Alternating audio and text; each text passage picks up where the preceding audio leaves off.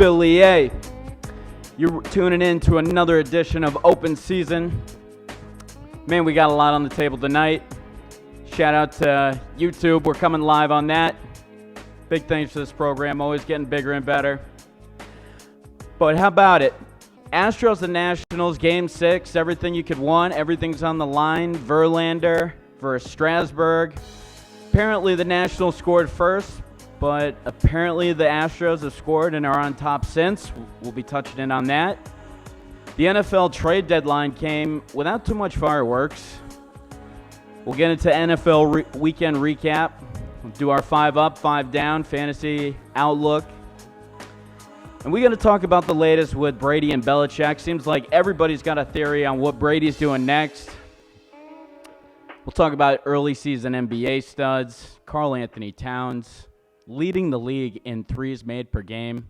My God, he's having a fantasy year already. Celtics off to a 2-1 start. And, of course, we're always taking your calls, 617-702-2542. Before we get under the way, I gotta let my man to the left here, Brian, say hello. Welcome to the show, Brian. How you doing? Hey, Billy, I'm good. Yeah, it's a lot to get to tonight. Oh, absolutely. Tons of stuff. So I know you'll be keeping us updated on the Stros and Nationals. They started Game 6 at 8:07, and apparently there's already some scoring underway. What's the latest there? Middle third, we got a 2-1 score for the home team. Astros up 2-1. All right. So Astros looking to put that nail in the coffin, and the Nationals, they have some pretty tough luck with the Scherzer injury, but apparently they have Strasburg and Scherzer ready to go in a potential Game 7. Obviously, you can only focus on the game at hand. But sounds like Scherzer might actually be available for a potential Game 7. All right. So Nationals, Astros looking out here. And, it's crazy because last week we sat here, the Nationals were up 2-0. And I was still saying I felt like the Astros were going to come back. The Nationals were up 2-0. And I was saying that, the Astros are going to come back and take care of this. We both felt pretty confident about that. Yeah. Here we are, and the Astros are doing just that. So we'll see if the Nationals have any extra life in them. It doesn't necessarily seem so. We'll see. The Astros have just been absolutely lights out and continue to be. And if you got to ask me, I'm assuming that everything's going to end tonight, but we'll see. If we get somebody as optimistic as Ryan was last week about the Patriots, and the Patriots and Nationals, we got to get some of that glow on the program tonight. But, I think the other big thing to hit on first is also the NCAA finally allowing its players to be able to profit from their likeness. And this is something that I pushed for a long time because think about how many people are studs in college. And, you're pretty much famous. You're a celebrity for 3-4 years, and you can't make $1 off it. I can think of so many athletes, AC Law, so many guys that were 5'10", 6 foot. You just know they'd never make it to the league. Everybody's probably going to throw out the example of Tim Tebow, but, or even if you think about it, Johnny Manziel. I think he was a rich kid anyway, so not sure if he's trying to make much of a post-NFL income, but, there's so many guys that I can think of that were absolute celebrities, own the campus. I think about some of the guys that went to UConn, Ray Allen, Rip Hamilton. If those guys were able to make money off their likeness during some of those championship years, that would put a lot more money in their pockets. So it's something that you look all around, and it's all these owners, coaches. I think one year Jim Calhoun was paid like $12 million to coach UConn. And, everybody's watching that for the players, not Jim Calhoun at the end of the day. So I can kind of hear myself in my ear here, but maybe that's just the inner thoughts that I have in my head. And not supposed to be letting them out on the show. But anyway, the NCAA opening that up to players to be able to finally profit off their likeness, and I think that's something that's been coming a long time. And it's funny because we get into all these things where it's how do they make more money for these leagues? You know, the NFL is pushing for extra games, less preseason games, trying to make more revenue.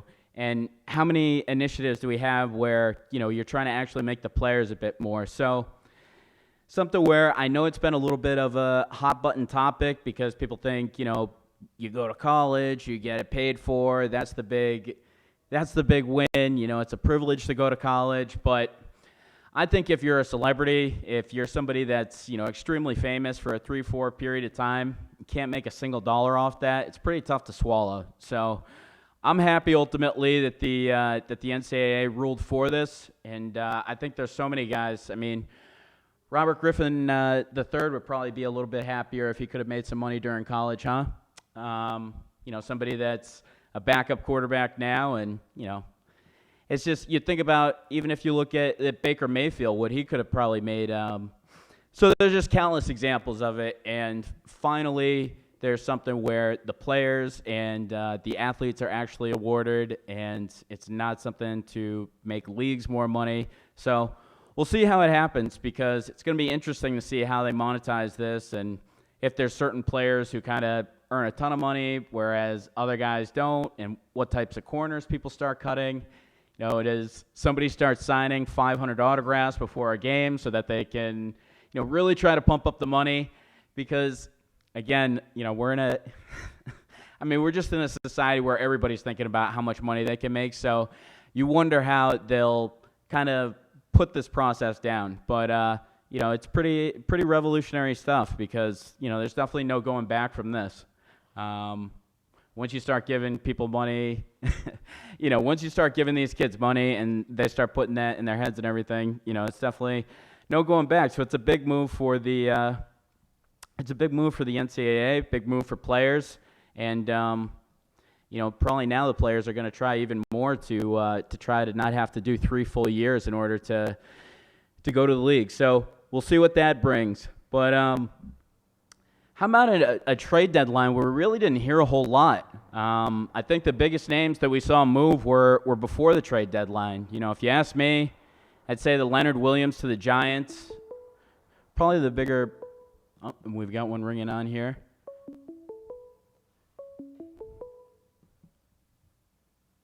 Hi, you're on with Open Season. Hey, it's Gio from Grafton. Hey, I love the show. Just wanted to call and get your thoughts on the Patriots kicking situation. Ooh, yeah. I know they didn't make any trades today, but they made a move at kicker. One I think was due. Yeah. Since, Mike Nugent didn't even make 50% of his kicks in his time here, and it didn't seem like they'd use him for anything further than an extra point. Not exactly something you want. I know they've been blowing through teams, but eventually they're going to need 3 points at the end of a game, you got to think. Yeah, absolutely, Gio. You know, appreciate the call. And, yeah, that is something that they're definitely going to have to think about because the Patriots, they're going to be playing winning football here, right? You know, 3 points here, 1 point here. You know, we've seen it before in some of the championship games. We've seen it in an AFC championship game against, you know, Baltimore, against the Broncos in the past. So we've seen what it can do, and having Mike Nugent, I mean, I didn't think it was going to get much more unstable than how Gostowski was, unfortunately. But, I mean, Mike Nugent, he started out from his first kick here. I think it was right off the pole, and to your point, he couldn't make a field goal over 50% of his tries. Now, Nick Folk, I mean, on his career, you know, he's another guy that's kicked pretty accurately for his career if you look at it, but he's kind of gone out in a poor way. I think last year he was on Tampa Bay for just a couple games, and I think he just lost a position battle. But, I mean, I think anybody was going to be better than Mike Nugent if you're asking me. And when Gostowski gets hurt out of the blue, I don't really know how many other options they have. I mean, what do you think about Nick Folk filling in? Are you going to feel confident if he has to kick like a 50-yard field goal to tie things at the end of a competitive game? More than Nugent, but I mean, he definitely has more of a leg. But at the same time, I do recall him missing some big kicks in some games and during his career. So, yeah, I think I would have rather have seen them go with Kai a lesser-known Forbath guy, maybe someone out of Maybe someone out of college. Yeah, A little lesser known. is there a name that comes up to you? Because, I mean, I'm sure the Patriots not would like to really. hear it.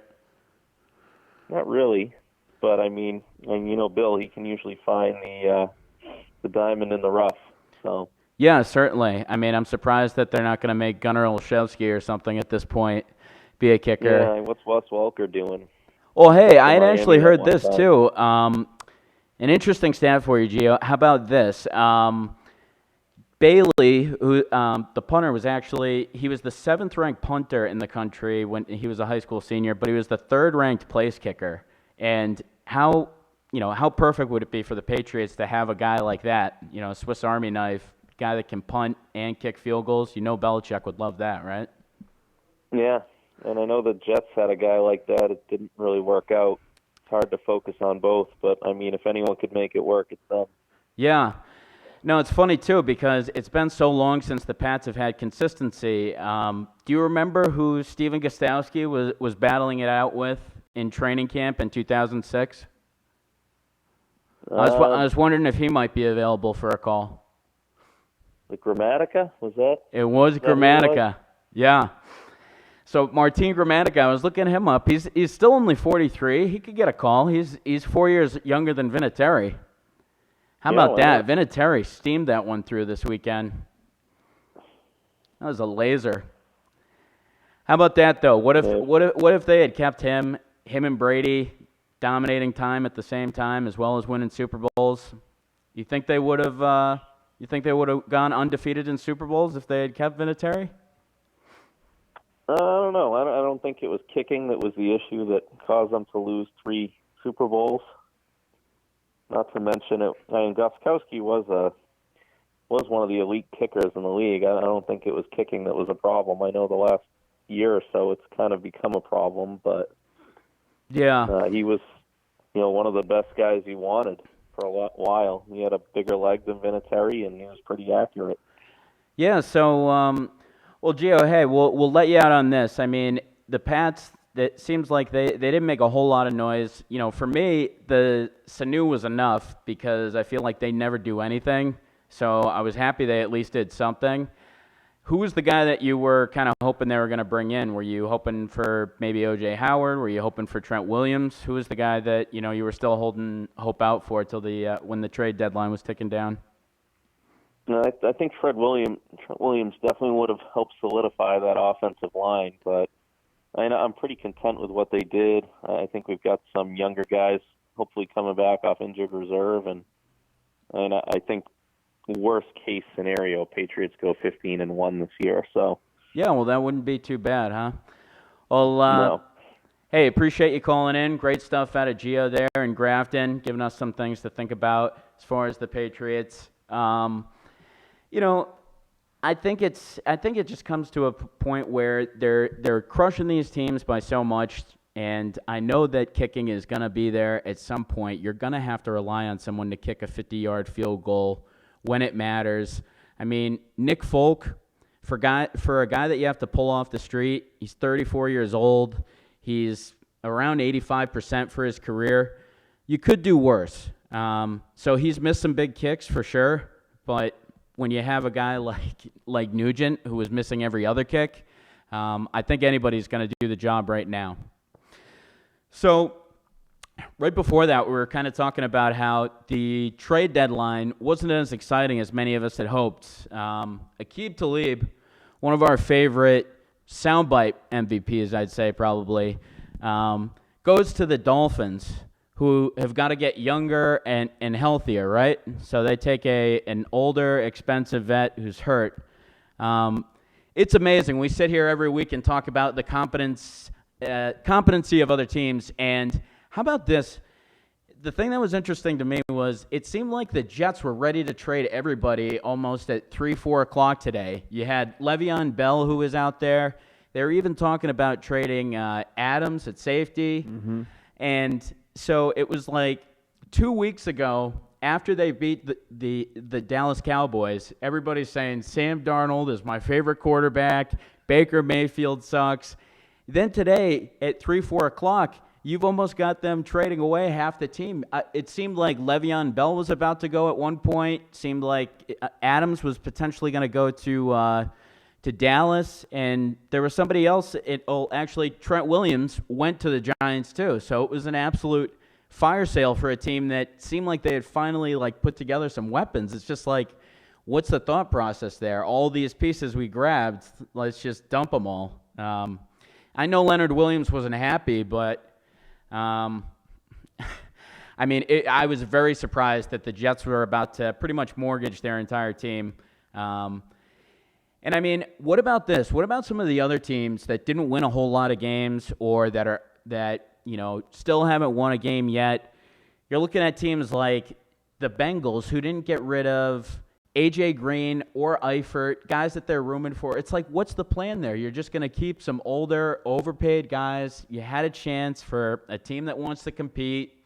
The Niners, the Chiefs, everybody's that's linked up to some of these deals. But the winless Bengals hanging on to A.J. Green and Eifert, who two guys that they needed to get rid of. And speaking of that, how about this? Finally, Dalton is going to be sat, and Ryan Finley, the fourth-round pick. No kidding. Yes. Dalton is getting benched. Hey, I thought his run was going to be as long as Marvin Lewis's. Right. They're pretty forgiving over there. But Marvin Lewis, that guy, if you could, I mean, who could be that bad at a job and hold on to it that long? Well, Dalton probably got about halfway there. So we're going to see Ryan Finley, fourth-rounder, this year out of NC State. To be honest, I really haven't seen much of him myself. But how much worse can he be than Dalton, at least in the playoffs? Dalton has always been this guy who puts up numbers, it seems, in the regular season. But how many times have we seen them lose a first-round game to the Texans? I think it's like 3 or 4 now in the last few years. So I think it's just a situation where they've got to get younger. They didn't try to do it at the trade deadline, but they're at least turning it over at quarterback, and we'll see. Like I said, I don't think it's going to be tougher to get a whole lot worse in the playoffs as far as quarterback performance when it comes to Andy Dalton. Like I said, he'll throw 4,000 yards, 25 touchdowns or so in the regular season, do good enough to be your starting fantasy quarterback, but not good enough to be your starting quarterback in real life. And then just a couple players that that didn't end up getting moved. You heard that Denver, who was in a big sell mode, Von Miller didn't end up getting traded.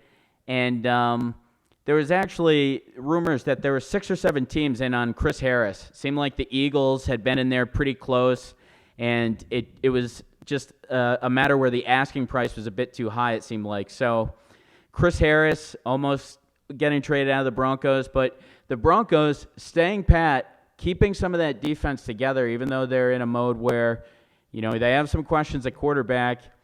And this kind of feeds into everybody thinking that they know where Tom Brady's next situation is.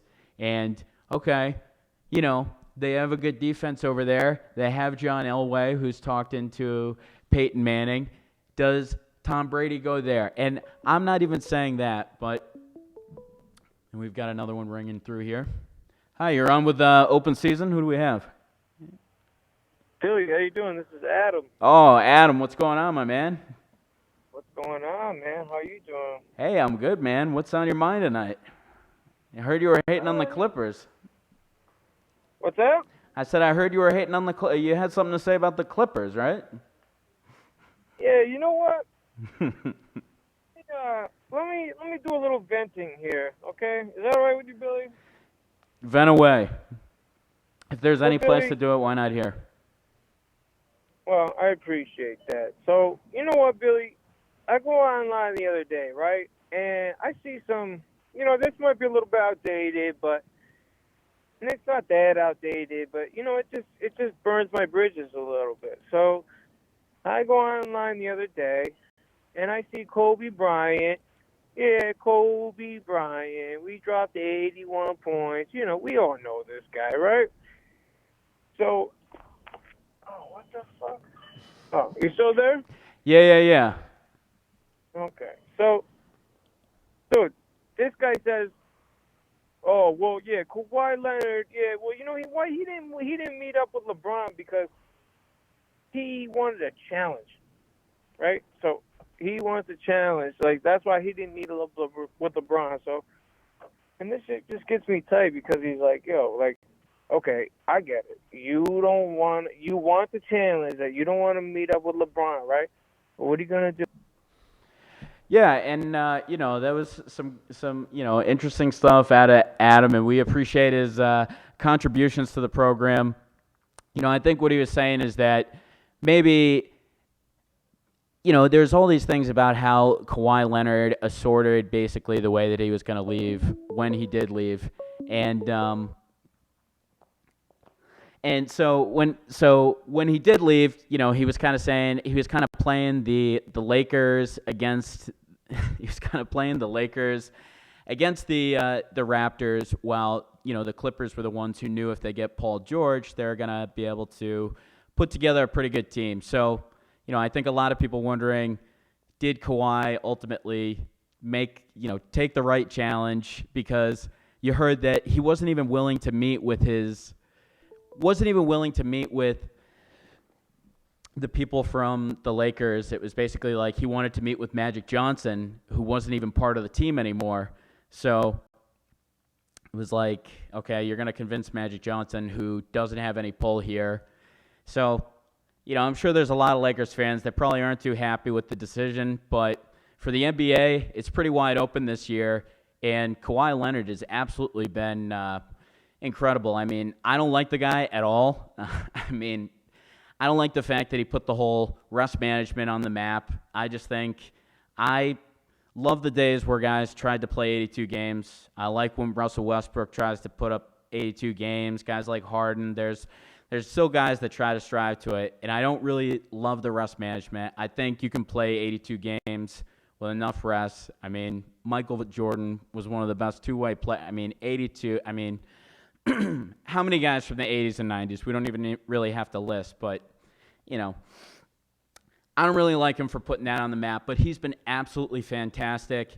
Even in 21 minutes the other day, he had like 22 points, 9 rebounds, 5 assists. The game against Golden State, they ended up winning that game like 141 to 120 or something, and it's like they don't even have Paul George. Kawhi Leonard played 21 minutes. You start looking at it, and you start saying, I didn't think there were any super teams this year, but if this is what the Clippers look like without Paul George, they could be a super team. And I don't think Paul George is going to make them too much worse when he comes back. They basically have guys like Montrezl Harrell, Lou Williams, guys that are able to contribute 18, 22 points here and there because of the depth of that team. And I think I've said it before, but Patrick Beverley, for my money, he's one of the best defensive point guards that we've seen since Gary Payton, since a young Chris Paul. Patrick Beverley is absolutely going to hound you coming up the court. So it's like you've got Beverley shutting down your point guard. Then you've got Kawhi and George on your two wings. You've got Zubac at center. So you just have a lot of defense on that team, and you also have a lot of scoring. So in a fast-paced West where, you pretty much got to put up a lot of points to win, they're looking really good, and they're moving the ball really well. Much to my dismay, I don't like the team that they assembled there, and I think you all know me. I'm rolling with the Lakers now that LeBron's there. Ultimate Boston fan that I am. But I think the other thing too is that in the NBA, it's sure. Think we got one ringing through. Who do we have? Hey, Billy, how you doing? This is Adam. Hey, what's going on, man? Hey, I was trying to get through earlier. How you doing, man? Good, man. Good. Hey, so I just wanted to talk about something. Is that all right? Yeah, what's on your mind, Adam? Hey, so you know what, man? It's been kind of getting me a little bit upset over the last couple of weeks when people be talking about that. Especially Kobe Bryant come out here and he said, like, Kawhi Leonard didn't want to meet up with LeBron because he wanted the challenge of winning without LeBron. Okay. Have you heard this?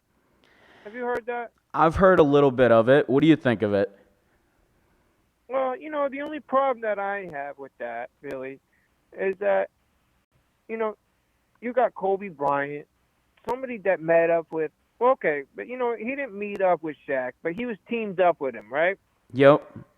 And then, you got somebody like Kawhi, who's got the Lakers on the line, trying to meet up with LeBron, and then decides that he's going to push him off to the end, to the point where after everything is said and done, they couldn't even sign anybody because he pushed them off so long. But the team that he's trying to meet up with has Patrick Beverly, the best defending point guard in the league probably right now, debatably, right? Yep.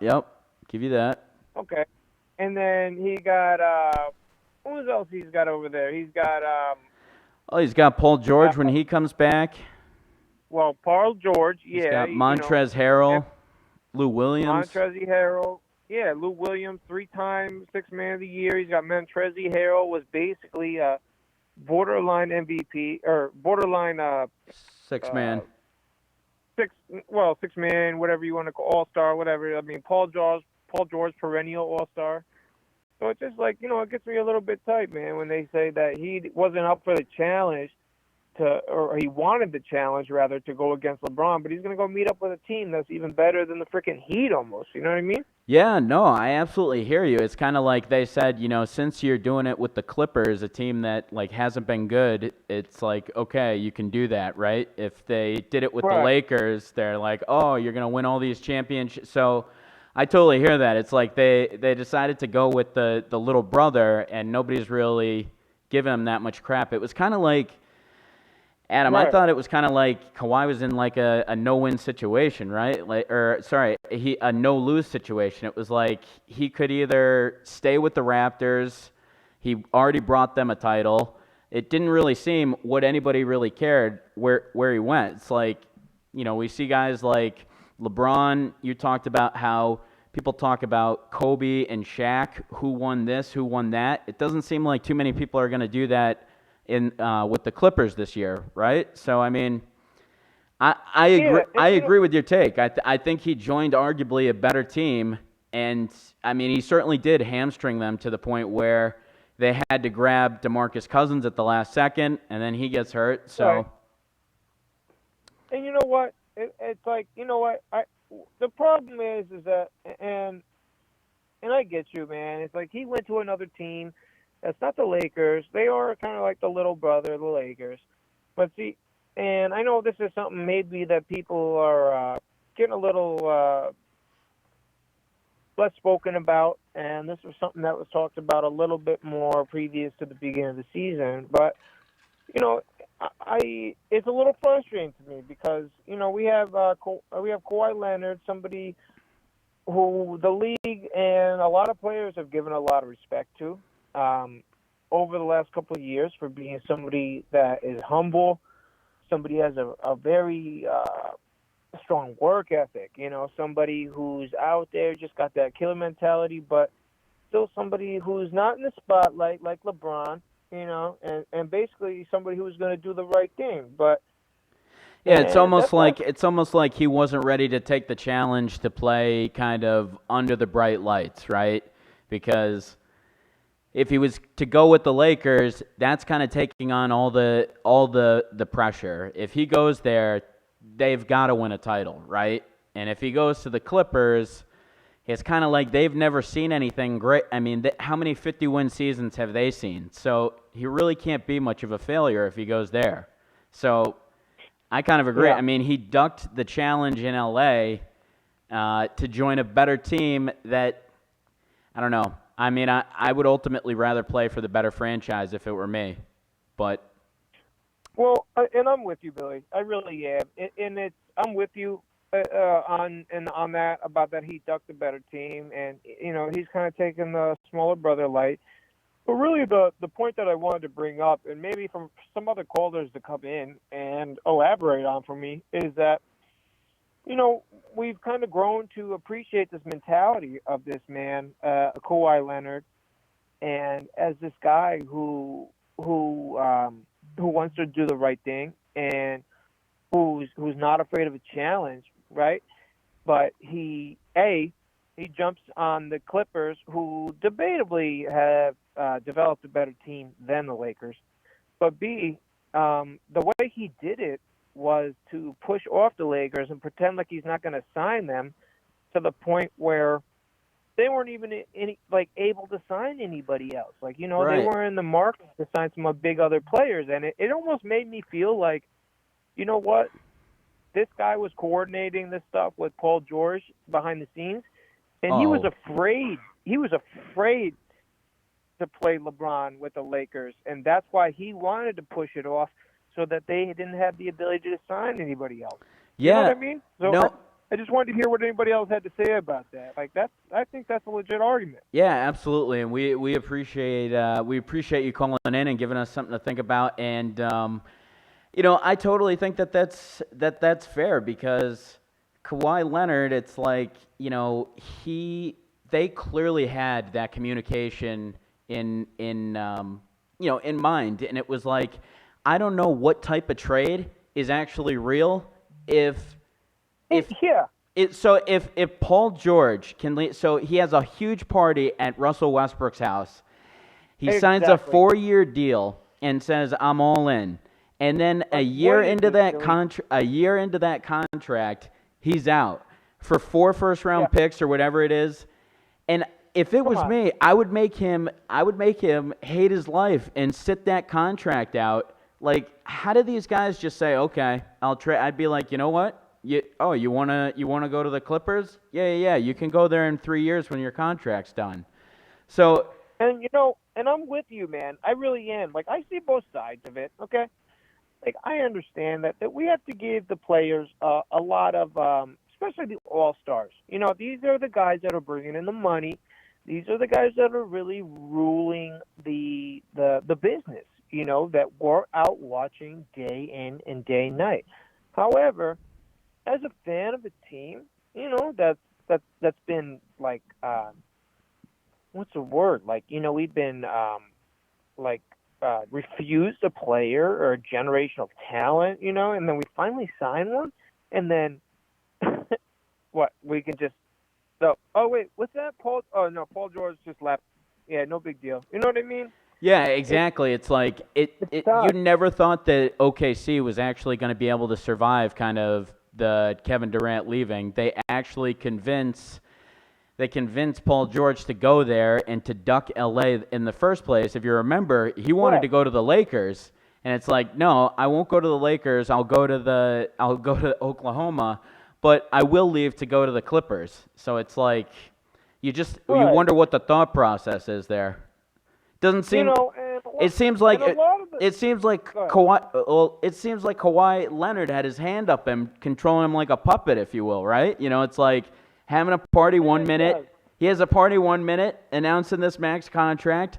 The next minute, he's getting traded away for 4 picks to go play with just a complete 180. And then, to your point, it's like, how do you know what deal is real if that deal is not a real one? If a 4-year max deal, if you can hold out 1 year into that, how can you say there's a And you real know deal? what? And I'm with you, man. Look, if I'm born and bred from OKC, Oh yeah, you'd be. you'd be very frustrated. Look, I'm from New York. Okay, so we have RJ Barrett. We're very happy to have what we going on just over there because we up and left Porzingis. Yeah, you know what? We were a little bit upset at the time because it was a little bit conflicted when we actually got him because some people weren't a little bit happy with him. Some people were. He turned out to be a great talent. I think he could be a generational talent, But we decided to move on from him, and so as a fan of the team, it's very frustrating. But what I can tell you is, and I'd like to hear what you elaborate on this. As a fan of the NBA, it's also very frustrating because you have somebody like Paul George who started off in Indiana, And we're trying to build up this market as an NBA franchise, and we're pushing out. We're trying to build a team over in Oklahoma City. We're trying to build up a lot of. That's why we're moving out to China. We're moving out. We're doing games in Mexico. You know what I mean? So we're trying to build this market, and then you just have to have him just bounce for some team in LA. It's just. I get it, man. What do you think about that? Yeah, man, it's tough. It's tough, and it's good stuff to think about because yeah, you're totally right. The players in the NBA, they own the league right now. If you're Paul George, you can sign a 4-year deal. You can say, "Up, 1 year in.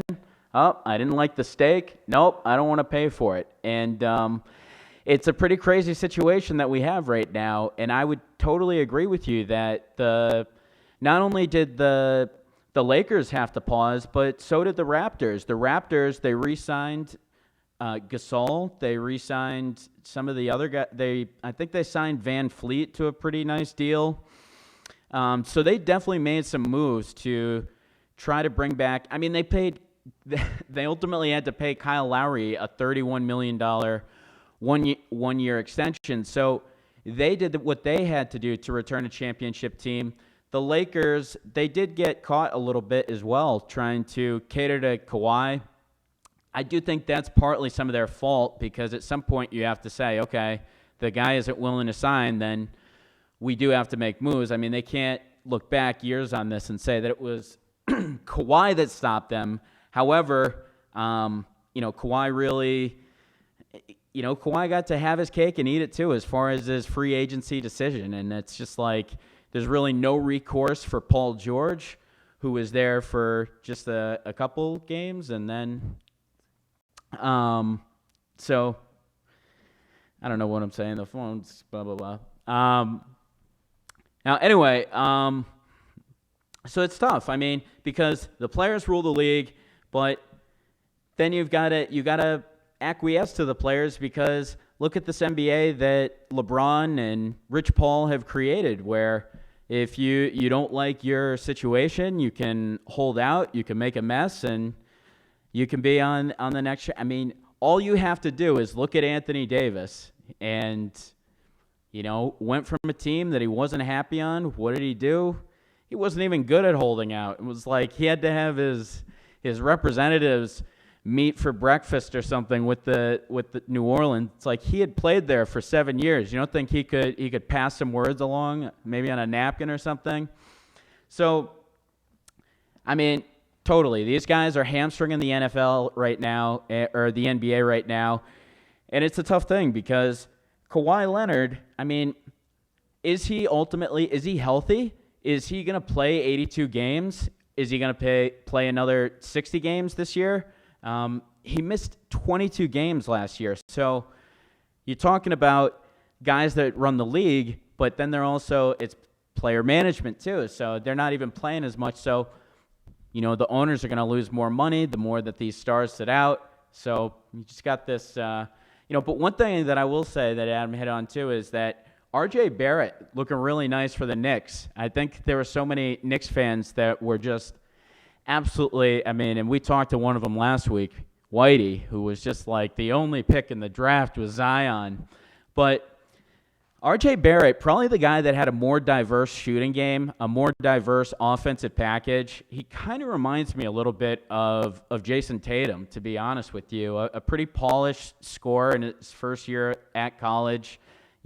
Went to the same school in Duke. He's a pretty long athlete, 6'7". But they've been getting about 19-5-5 out of R.J. Barrett through the first few games. So he's been doing really good for the Knicks. And for me, it's nice to see the Knicks actually have a couple nice young pieces. Mitchell Robinson, Kevin Knox. So they've got some young pieces there. And Trae Young, and we've got one ringing through here. Who do we have? Yeah, it's Whitey from Queens. Whitey had a tough night tonight. How you doing, my man? Doing well, man. I heard you talking about R.J. Barrett, and I had to call in just to enlighten you on how awesome R.J. Barrett's been through his first 4 games. You were the guy who had his head in the sand last week about Zion. I mean, dude, who name one person who would prefer R.J. Barrett to Zion? Oh, it sounded like Adam did. I don't know about that. Well, I'm still salty over not having Zion, but after watching the Knicks the first 4 games and watching R.J. Barrett, he's like immediately the best player on the team. Like a team full of like vets. Oh, and look team at full this. of like. Let me just. I got some told you stats I for liked R.J. Barrett too. I like R.J. Barrett. He's just not. He's not Zion. He's not as blockbuster as Zion, but he's a damn good player. Like Ed watching him- Bratz right now in the chat is saying that Zion's the next Greg Oden. What do you think about that? Oh, dude, that's crazy. I mean, that's absolutely crazy. Like, come on, give this kid a break. Yeah, we can't give that But- kid the phone number to this. No, but I have some sexy, mouth-watering stats for you on R.J. Barrett. You ready for him? Oh God, can they be sexier than Trey Young's or Karl Anthony Towns so far this year? They're sexier, bro. Because neither of them did what he did through his first 4 games as a Oh rookie. God, of course there's so. What did he do? Foul out 4 straight times. What's the special record? So R.J. Barrett, through his first 4 games, put up 80 points, 30 rebounds. And do you realize he's the youngest player ever to do that? You're sure there wasn't a Melo stat around this somewhere? No, there's no Melo stat. He's the youngest player to ever put up 80 and 30 through a 4-game stretch. And you know who the only other players that do that in their rookie season? Kobe? No, not Kobe, because he didn't play enough in his rookie year. Patrick Ewing, David Robinson, Mutombo, and Shaq. So he's among that. He's among them in that category. Wow, so he's going to be one of the best bigs of all time, then, huh? R.J. Barrett. Is he gonna grow another 7 inches or something? That's the thing. He's not even a big, and Yeah. he's snatching rebounds like it's absurd. And also, he's the only player ever to put up 80 and 30 through his first 4 NBA games. His first 4 starts. He's the only player to ever do that. Well, so how do you feel about how about the? I mean, that's interesting enough. How about the Nets right now? They're already talking about how I guess Kyrie Irving is kind of like being wishy-washy or something, but He's got the mood swings, dude. Dude. It's like dating.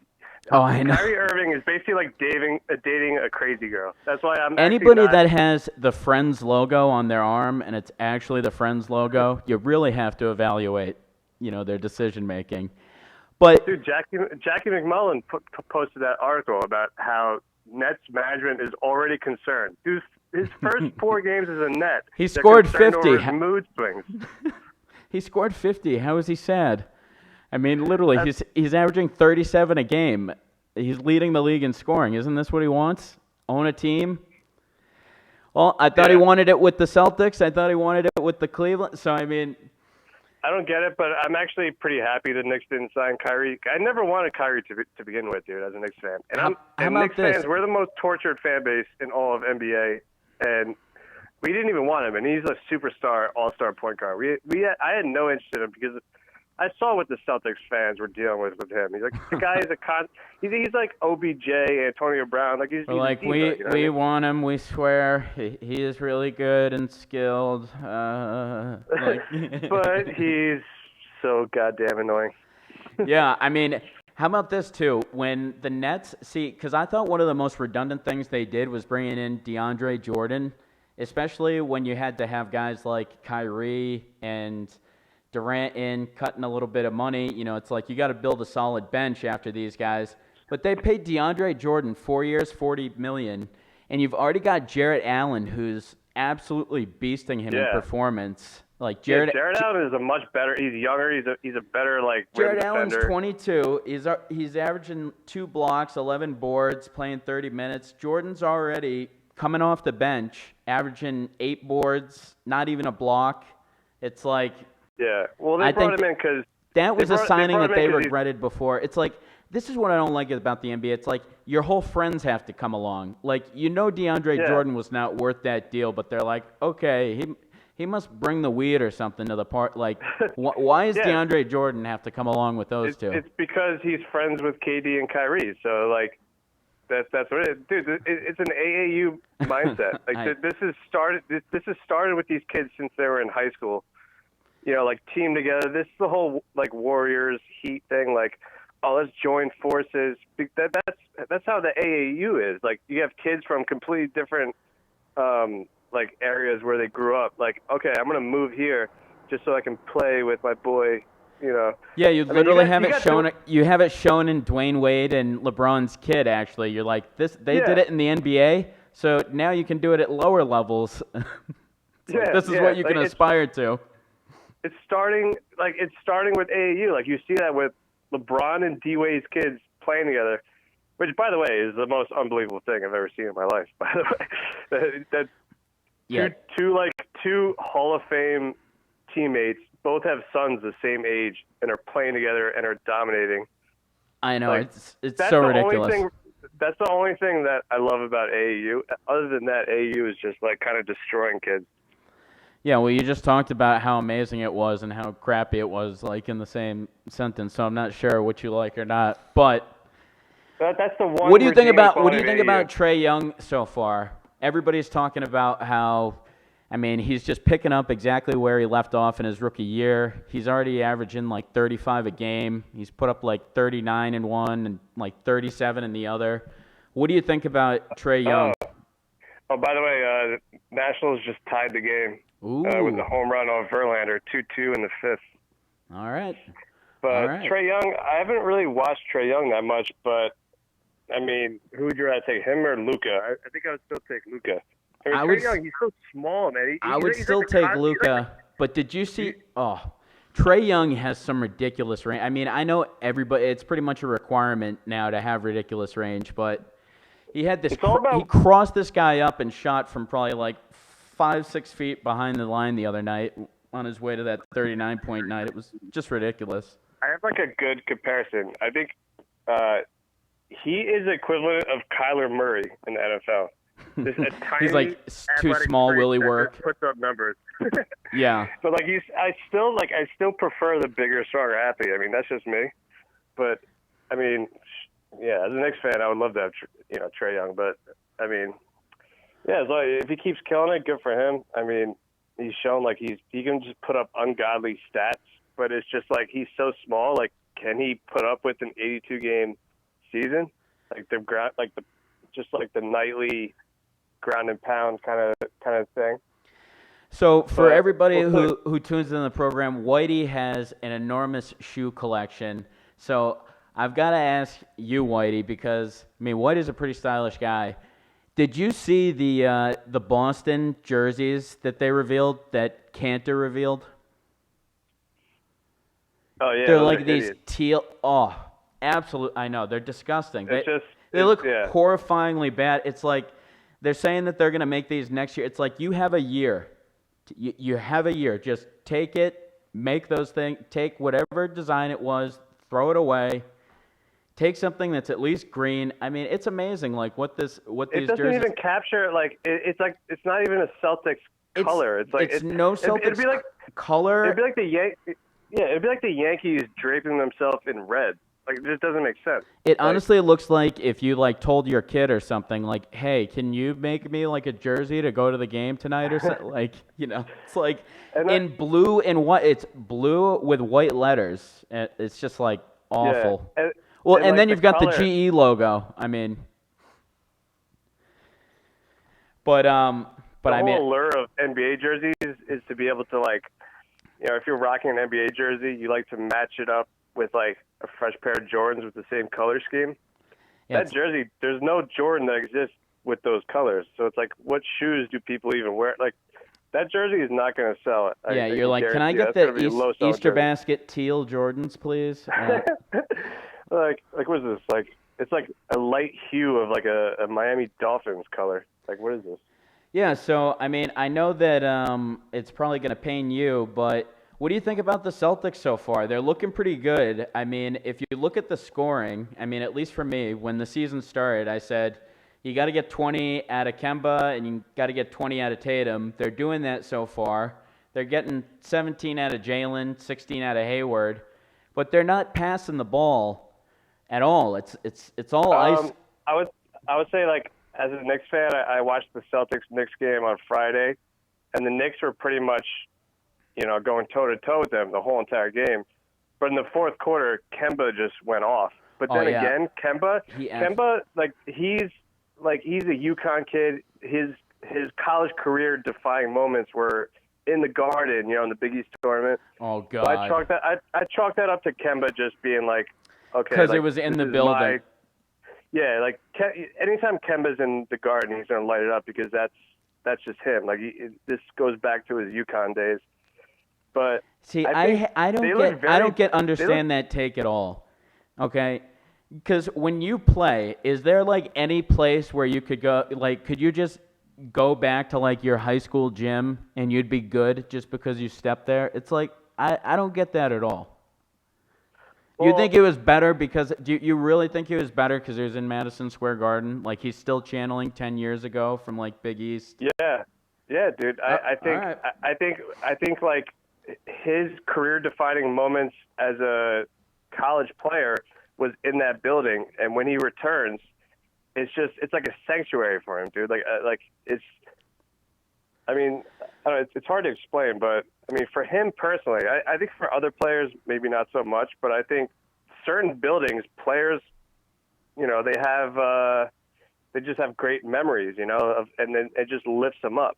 Well, hopefully the scheduler can put some extra Knicks games on the schedule for us. Then, yeah, I mean, Kemba is always going to light up in the Garden, but I'll tell you this much, though. Like, the Knicks and the Celtics were pretty much even through the first three quarters. Oh, please, get on. It was, dude. It was. What did they win by, 30? They pretty much even until they started playing? What do you mean? They were like tied going into the fourth quarter, and then Kemba just went off. And the whole team just went off. They outscored them by like 15 points in the fourth quarter. But they were pretty much even through the first three quarters. Yeah. Oh, by the way, the Nationals just. Yeah, I know. I'm seeing Soto. Yeah, we got. Yes. We got to get Brian on that. I am praying. Like after the weekend I had with Fantasy losing by 0.8 points. If the Astros lose tonight, it'll be, and after the Steelers beat the Dolphins. Sorry, I can't hear you over all of our listeners crying for your 0.8 point loss. Yeah, it was a tough one, bro. Dude, so how about this? The only thing I'm going to say about the Celtics so far is that they're seeming to win games, but Marcus Smart is leading the team in assists by more than double the next person. Marcus Smart's over 5 assists a game. No one else is above 2.5. How many does Kemba have? That doesn't make sense to me. Kemba's averaging literally 2 assists a game. What? How's that possible? That's what I'm saying. It's been a ton of, like, here's the thing. Everybody was like, we get rid of Kyrie, but I think they didn't understand that they really weren't getting rid of the playing style of Kyrie. I mean, Kemba is basically like a less efficient Kyrie to some degree. I mean, that's what I've seen so far. Well, at least like he's not a headache like Kyrie is. No. And I agree. I think they needed to get a good guy in here, but he doesn't seem to be quite as efficient, and it does seem to be a lot of ISO ball too. So. Yeah, I mean, in the NBA, that's my personal beef with NBA is ISO ball. Like. Oh yeah. But like watching the Rockets, dude. Watching the Rockets with like Harden basically just dribble around for 20 it's like seconds. Harden's it's my turn. Westbrook, it's my turn. My turn. Yeah, like that's why the Warriors were such a dynasty because like they had such a free flow like ball movement. Well, they basically took the Spurs passing from 2014 when they murdered the Heat and used it with the best 3-point shooting personnel you could put together. This is how the Spurs are good every year without having any stars. It's because, like, the system. It's kind of like the Pats. It's like Spurs have this system of just ball movement, and that's why, like, Melo can never win. That's why, like, Harden will never win a championship. It's just you need the ball to move around. That's the only way to win. So to that point, the 3-point shot is going crazy, and we'll let you go in just a second. But the 3-point shot is absolutely been insane. I just have to mention this stat. Karl Anthony Towns through 4 games is averaging 5.0 threes made a game on 9.7. He is shooting over 50% and leading the league in threes made. 5 made a game. A center is shooting 10. I mean, where does it stop, and what do you think they do, if anything, about curbing threes? That also brings me back to my last New York Knicks heartbreak when we got the 4th pick. And I fell in love with Karl You're just Anthony like Towns, going through a and then we got the folder 4th pick. of terrible memories over there.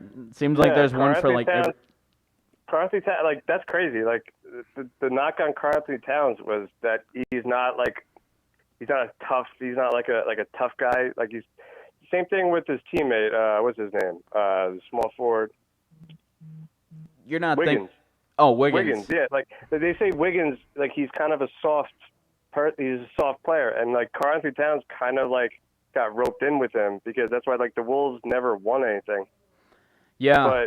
But watching Karl Anthony Towns this year, it's like holy crap! Like this kid he's kind of like going to be like kind of like Anthony Davis 2.0. You know what I mean?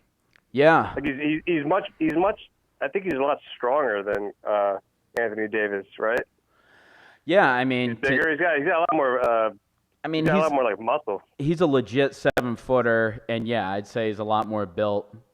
So I mean, they definitely play a little bit differently, but yeah, I mean, it's just been incredible how good he's been at 3. I mean, it's literally his first game this year. He was 7 of 11, and I was like, you know, that's got to be like an outlier or something, and he's just kept doing it every game since. So appreciate you calling in and giving us your sad Knicks moments as always. But we gotta tune out here for open season, so we appreciate you calling in, and we'll catch you next week, and we'll catch everyone as well. Let's just make sure that we catch you up on the latest in this game. Brian, before we check out, what do we have for a score? We have 3-2 at the beginning of the bottom of the 5th. Astros just coming to the plate. Okay, and Astros still up 3-2? Nationals up 3-2. 3-2. Yep. And the home run by Soto, right? Yep. Okay. All right, so that does it for you. You're updated on the game. Hopefully the Nationals pull something off, bring it to a Game 7. That's going to do it for us. For Brian, I'm Billy. We're open season. We'll catch you next Tuesday.